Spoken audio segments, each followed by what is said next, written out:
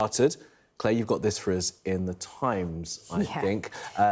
Take us through the reporting here. Another tough week for Labour, huh? I mean, it's a lovely double-page spread on how bad the week has been. And I think anybody that is just sort of looking back at any week in politics at the moment, they all seem to be a little bit tricky. But this one started really on Wednesday, so we're only half a week of bad news, with David Lammy, the Justice Secretary, standing in for Keir Starmer at PMQs. It was not a great spectacle in the chamber whatsoever, either from his opposition member, James Cartledge, which I don't think he did particularly well either, kept asking the same question, but asking the wrong question of David Lammy when it came to... We knew what he was getting at. He was getting at the release... Yeah. Because he said the silence, exactly. Precisely. Right, so the language is imprecise. If he had done it another way, worded it slightly differently and asked him for a straight yes or no, I think we would be in a different position. Interesting. So we've had that. We've had prisoners on the run. An individual actually went and handed himself in after being mistakenly released. And then, of course, there was all the coverage with Sky News being at the arrest of the migrant sex offender in Finsbury Park, which has been tremendous. In amongst all of this, if you needed anything else, the Culture Secretary, Lisa Nandy, has got herself in a little tricky situation by appointing somebody as the new football regulator, but not declaring that they had also donated to her campaign team when she wanted to stand as leader some time ago, but he had also donated to Keir Starmer's election campaign. And this is something she's apologised for, isn't it? She has apologised for it, and of course everybody is angry, furious, up in arms, saying that she needs to go. And I think that we need to have a little bit of perspective. But all in all, it doesn't matter what the seriousness of it is. These are Labour MPs, Labour cabinet ministers taking the headlines every single day. So really bad headlines for the party, and it's not just the public that will take notice, it's their own MPs, Labour MPs, who in the last hour we were reflecting there's a certain amount of disgruntlement about a series of negative headlines and worries about the budget to come. I mean, the thing that shocked me in that Lisa Nandy report is, so basically this guy donated £2,900 5 years ago, and she said she didn't even know that in the first place. It sounds like a plausible explanation. The Prime Minister accepted it. But in that story, it has quotes from ministers, anonymous quotes from ministers saying, I can't believe they've let her get away with this, the Prime Minister is weak. I mean, that's the extraordinary part, I think. The idea that people on the government payroll are giving a quote to the Times newspaper saying that. I mean, that's... A year and a bit into them being in office, but they're already What does that tell you about discipline and unhappiness exactly. in the party? Precisely. That there isn't trust, there isn't belief that they can turn it around. That's the problem they have. But I think the central issue, I mean, it clearly, to some extent, comes down to the Downing Street operation in Keir Starmer, because they don't have a story to tell. There isn't a centre to the operation. And so I think the reason why, as the Times headline says, you know, a week without calamity, what a pleasure that would be. The reason it constantly happens isn't because I think it's a more dysfunctional government. You know, things are going wrong, but that's the nature of running 70 million people. It's the fact that they can't explain why stuff has happened. They can't explain how they're going to fix it. People don't believe that they're going to change it.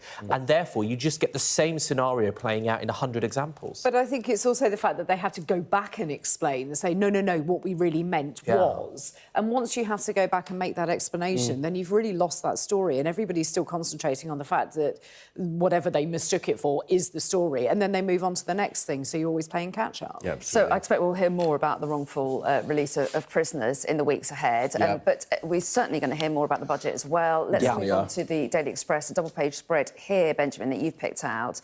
And they have done a survey that suggested a huge number of people are really worried they're going to be worse off as a result of it. Yeah, so 1/3 of people that were surveyed in this poll believe that they'll be worse off in the 26th of November budget.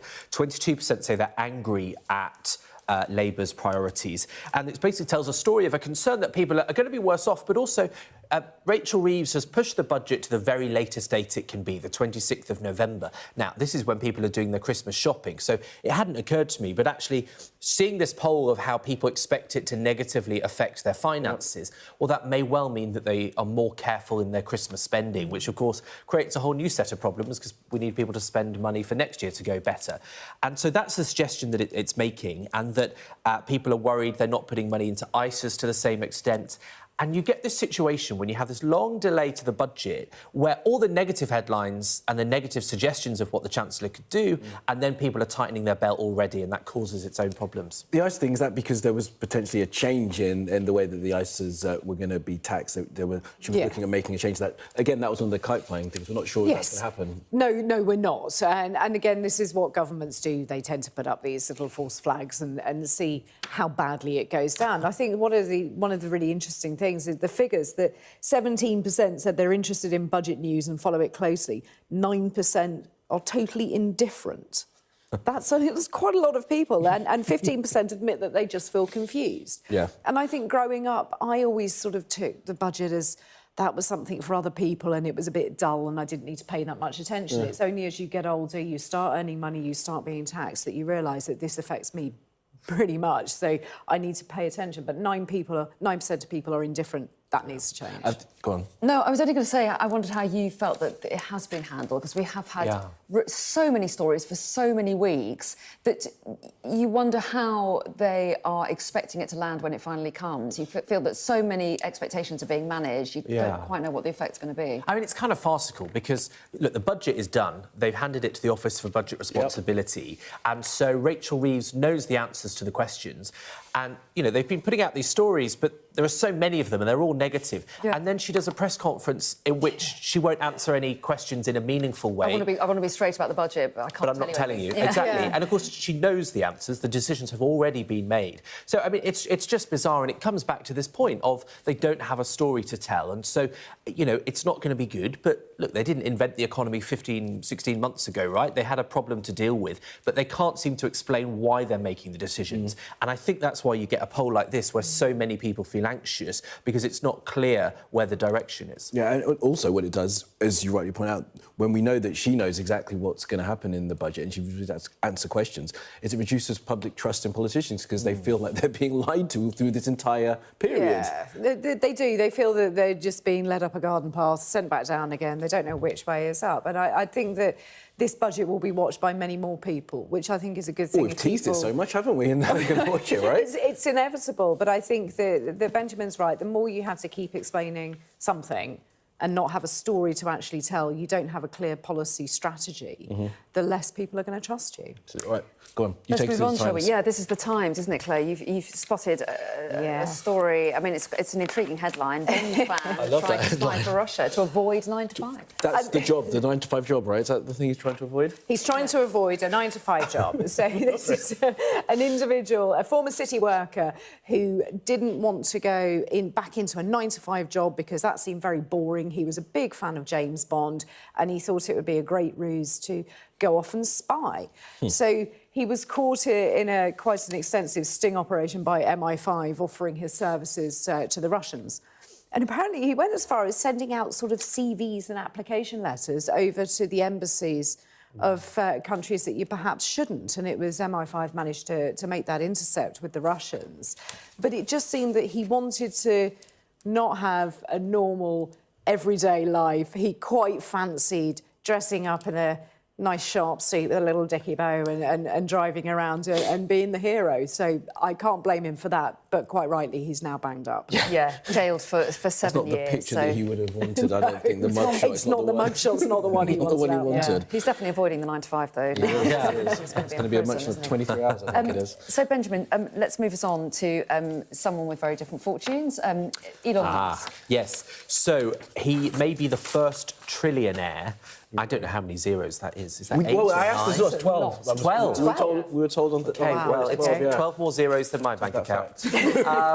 So he has come with a deal with Tesla, the car company that he owns, so that he could be rewarded with $1 trillion, insane to even say. But in order to get to that, he has to quintuple 5 times, has to increase the sales 5-fold, and shift 1 million Tesla taxis.